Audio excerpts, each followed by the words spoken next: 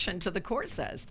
It's not that you have to create love. That's already been given you, but you have to seek and find all the blocks you've built up to love's presence. And that's why the Course so beautifully says in that introduction to the text, nothing real can ever be threatened. That's your reality.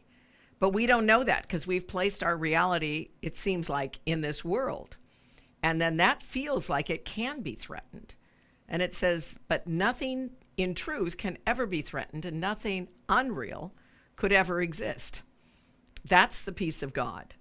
So the things that we think threaten us are not the reality.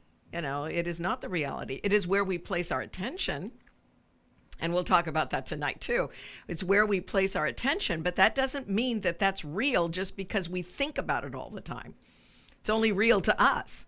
People who think about their problems all the time, and somebody else comes along and they say, what's going on with you? And they tell them your problems, and other people will go, oh, I don't have that. That's not my problem. That's your problem. And you don't realize that the world isn't all about your one problem or my one problem or any of these problems. The real issue is that we believe that there can be things outside of us that can harm us in some way, and we accept that reality. Now, I'm not saying that you maybe shouldn't have car insurance. That's what we have to do in our society, or have house insurance because that's what we do in our society, or that there's not going to be a fire because we've bought into this shared illusion of the world as such. But we can begin to change things, and the only place we can change them is at the level of our own thinking. And we have a mighty helper. That's the divine intelligence that hopefully the center is helping everybody to access. But it is not my divine intelligence to you. It is accessing your own divine intelligence that is within you now. And that's what we all need to be practicing, that because we practice so much the lie. We practice over and over again how bad things are, how bad I am, how stupid I am, how ridiculous the world is, how ridiculous that person is, all the chaos that's going on. And granted, there's a lot of stuff going on out there. But we have to deal at the level of the cause instead of the effect.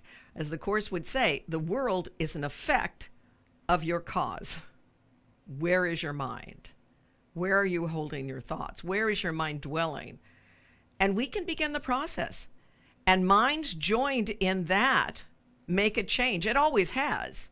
We're just not aware of it. We're not aware of how powerful our minds are, but we are pretty powerful. Just think, you did this. Woo. All around you. And now we can undo it. But because we do, as the Course says so much, we believe in these problems. We believe in this and that and all that's going on. So we need help from outside of the problem. And that's what the Holy Spirit is. That's what that intervention is into our minds, into our hearts. That's really what love is a reminder. Hey, let's stop for a moment.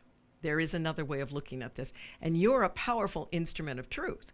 Our thought in our prayer ministry is, I am the light of the world. What more powerful instrument of truth can you be? It says, I am the light of the world. That is my only function. That is why I am here.